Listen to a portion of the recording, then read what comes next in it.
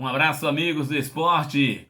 Estamos chegando com a nossa coluna Sem Impedimento. Um abraço para você que se liga na nossa programação esportiva. Eu sou Luiz Vilas Boas, o repórter Bola de Ouro, sempre trazendo a notícia precisa e com responsabilidade. O esporte feito de maneira correta, de maneira organizada. O planejamento, a gestão tem sido coisa fundamental para o bom desenvolvimento do esporte no Brasil e no mundo. Aquelas equipes mais organizadas são as que melhor se saem.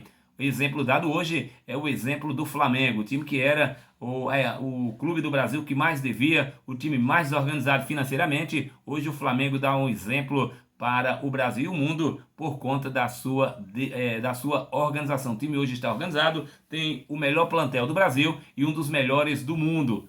É tanto que com a chegada do Jorge Jesus, o Flamengo ano passado ganhou o Campeonato Carioca, ganhou Campeonato Brasileiro, Copa Libertadores da América, a Recopa Sul-Americana, a Supercopa dos Campeões, enfim, e ainda tem, esse ano está liderando o Campeonato Carioca, tem o Campeonato Brasileiro, a Libertadores da América, Copa do Brasil, enfim, são muitas competições para o Flamengo esse ano, mas tudo isso graças à sua organização. Meus amigos, o futebol brasileiro ainda vai demorar um pouco para voltar a acontecer. Ou seja, ainda vai demorar um pouco a bola rolar pelo Brasil afora. Isso porque a desobediência do povo brasileiro tem feito com que a pandemia continue, o Covid-19 continue crescendo pelo Brasil afora. E agora mais preocupante, porque a doença que veio da Ásia, que veio da Europa de avião, entrou no estado de São Paulo e do estado de São Paulo ela começou a se proliferar pelo Brasil afora, de carro, de ônibus, enfim. Isso hoje a doença está chegando nas cidades do interior. Se as capitais, tardiamente, é bem verdade, se organizaram, agora as cidades do interior é que estão sofrendo. Primeiro, o desemprego. O isolamento social fez com que as pessoas ficassem em casa e muitas delas perdessem o seu trabalho. As pessoas entraram em desespero e estão saindo para as ruas. O programa desenvolvido pelo governo federal, com a ajuda emergencial, não chegou para todos e até chegou para quem não devia, mas as pessoas estão passando dificuldades. Agora, vamos procurar ficar em casa, vamos só sair se for necessário, para evitar que essa doença possa se proliferar cada vez mais. O que acontece? A doença chegando em praticamente 90% dos municípios do Brasil, as cidades do interior não têm suporte. O treinador do Afogados da Engazeira, que é o único clube de Pernambuco que disputa ainda a Copa do Brasil, Pedro Manta, chegou a dizer que a cidade que tem 45 mil habitantes não tem sequer uma UTI. As pessoas que se ficarem doentes lá em Afogados da Engazeira terão que viajar 400 quilômetros, 500 quilômetros até Recife para se tratarem. Então imaginem as outras cidades do interior do Brasil.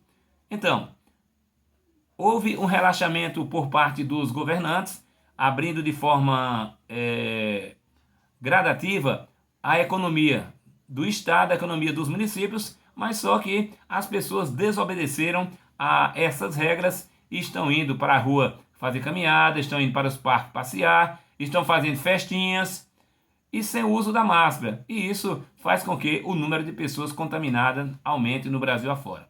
Pernambuco, algumas cidades tinham até dado uma estagnada, mas aí, essa semana, com o isolamento, houve um certo relaxamento, algumas cidades voltaram a crescer. E aí, a pandemia está crescendo. Enquanto não houver o achatamento e que a gente possa ter 5 dias seguidos sem aumento no número de mortes e de pessoas contaminadas, fica difícil as coisas acontecerem. E o futebol principalmente, porque aglomera uma grande quantidade de pessoas, cada equipe de futebol tem pelo menos 25 atletas, sem falar em comissão técnica, sem falar em massagista, em roupeiro, em pessoas que trabalham no clube.